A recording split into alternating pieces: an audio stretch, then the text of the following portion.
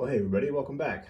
Here's a perspective of a layout you don't see too often, but I'm trying to show you that, and I think I mentioned this in a video sometime in the past, these lights were designed for this end of the layout before I decided to flare the yard out, and I end up with shadows on the fronts of cars, and it makes it hard to read numbers and reporting marks and all that stuff. So I want to move these lights towards the aisle a little bit. And all I did to mount them in the first place is sort of temporary. You see the shelf brackets there. There's one on either side of the window, and then a 2x2 on the very end of it, and then the strip light on the end of that, the track light rather.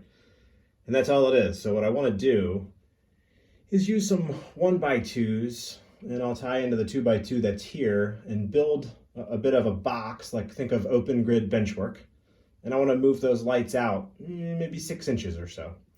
And at the same time, I'm going to add some plywood above it and turn this into a shelf as well for, light things like scenery materials and that kind of stuff, static grass, things that are light. So that's what we're going to work on this week. All right. Well, we are trying to get some model railroading done despite an ice storm. And that sound you hear is my generator. We've been out of power for almost 24 hours. So it's getting cold in the house, but we got a gas fireplace. And got the fridge at least going off the generator and charging our devices.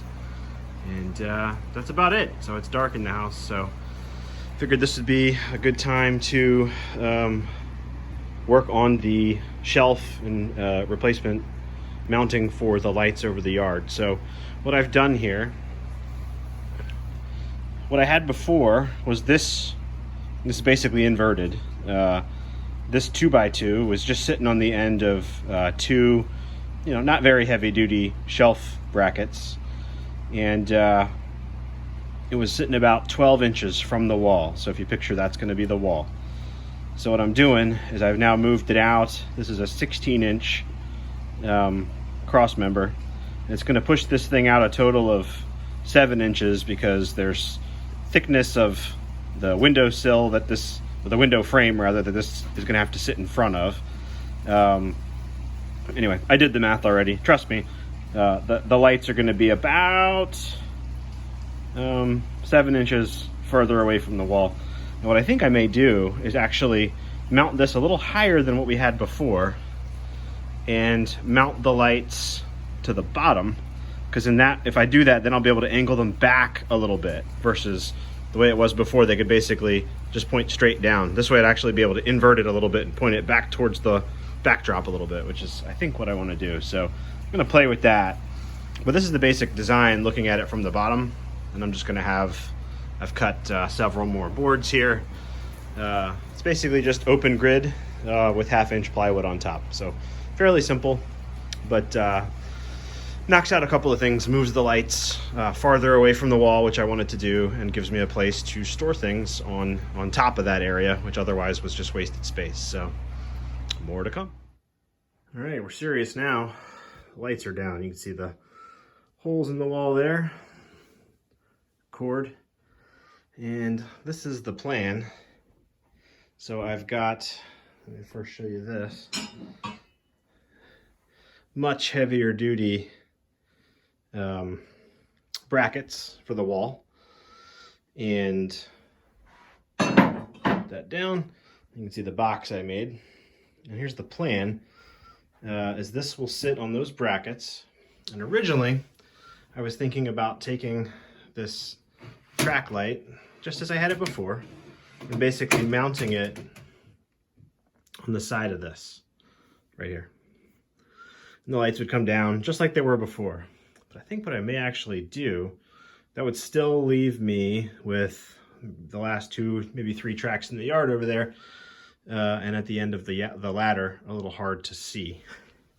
So I think what I'm going to do is actually mount this up underneath the plywood here on the end. I'm going to make this whole shelf a little bit higher, put that inverted under here, and then I can have the lights kind of point straight down and then actually angle them back towards the backdrop a little bit.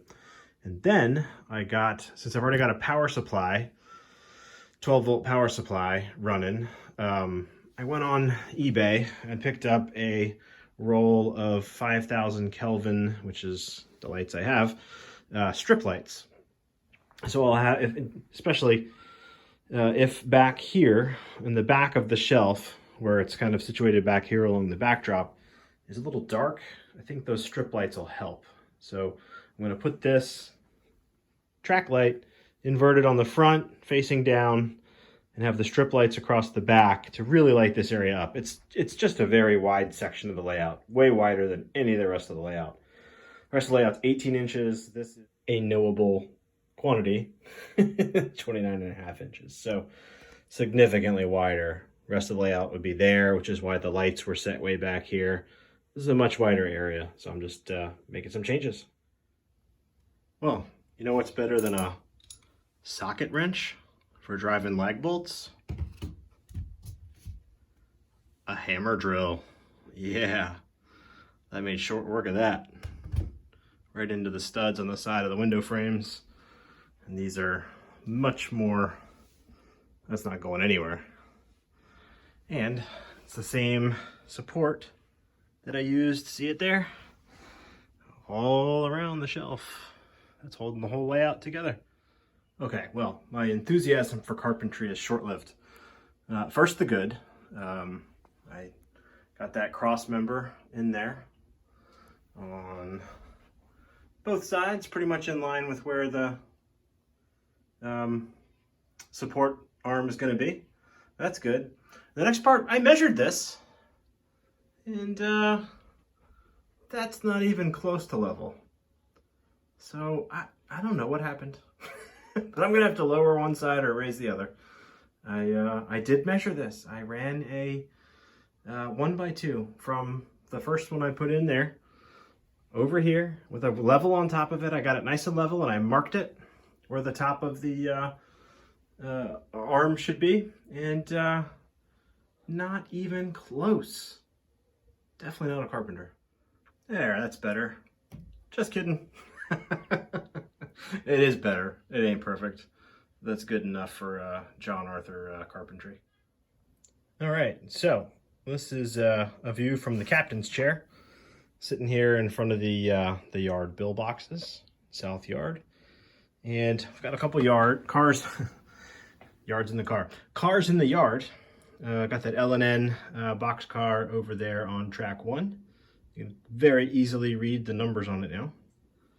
And even over here on track 3, it's better than it was.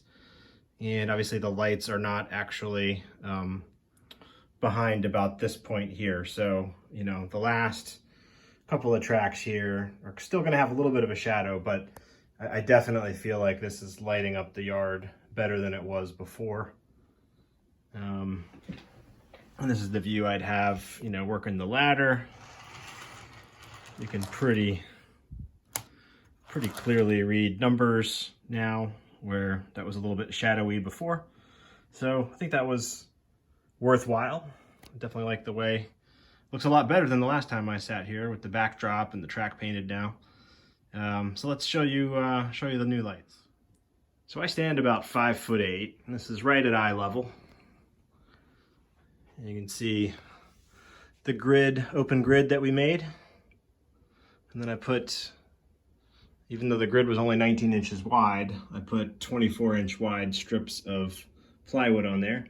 And that will serve as a very nice storage shelf above the yard that was wasted space before. And I've moved the lights this way, about 3/4 of a foot, 9 inches or so, 8 or 9 inches. And it's very sturdy. It's much sturdier than it was before. I'm pulling on it now, and you know, those big lag bolts that go into the studs, and a big heavy duty shelf support like that, and then building it with a 2x2 here on the end. Obviously the plywood gives it some stability as well, screwed down to that frame. And then the light strip is just, I used some wood screws and screwed it right up into the plywood from underneath. So this actually allows me, whereas before I had it horizontally, I couldn't break the 90-degree plane. Now I can angle these things back towards the wall just a bit, which I want to do because I do want to light up, you know, the full scene. So I think that was worthwhile. Didn't take too long. I'm definitely reminded of why I'm not in carpentry for my day job, but I think I slapped something together that's at least not going to be ripped out of the wall very easily, and improve my lighting situation. Oh yeah, one other note, I ended up, I got all this light out of these 5 track light bulbs that I had before. Didn't need to end up putting any strip lighting under there. So it's coming. I ordered it already, so it was like 15 bucks. I can probably use it in structures, so forth. So that's where we are. It's maybe not quite as aesthetically pleasing as it was before, where the track lights were just white and they sort of blended into the wall. But now I've got the utility of all that storage space up there. And if I pan over here under the layout, it's apparent that I need that. Get some of that scenery stuff up there. All right, I hear you guys. Let's run some trains. Enough with the construction, John. So this represents a Southbound Seaboard airline run from Hermitage Yard, southbound, into South Yard. Running through some completed scene here.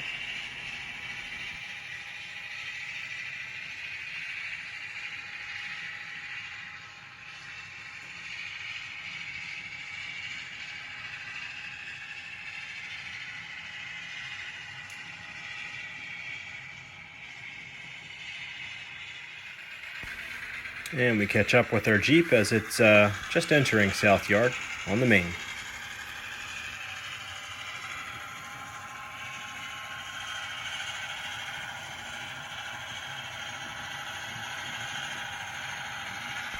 In my normal operating scheme, as it's currently constructed, I don't have a train that just comes into the yard and then continues south. It would normally leave cars, pick up a different train and head back north to Hermitage. But for whatever reason, we're bringing this train in, and for some reason we decided to stop it here in the yard.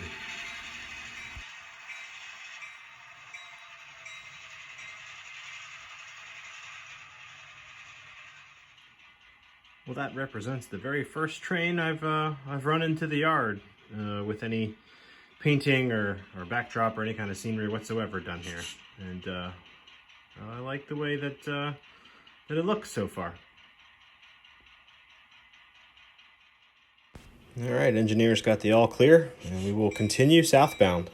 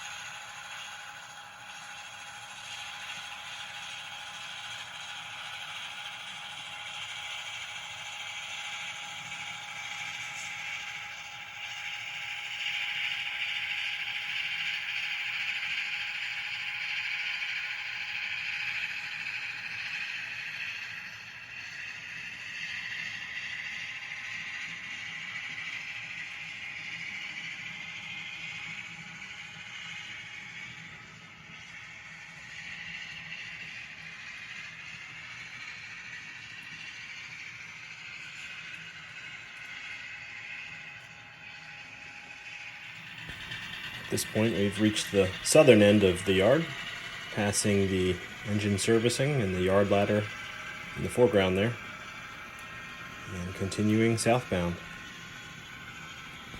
And at that point, we've hit the edge of any kind of completed scenery. So I'll leave you guys here. I'm glad I took the time to improve my lighting situation. I hope everyone is well and safe. Thanks for watching.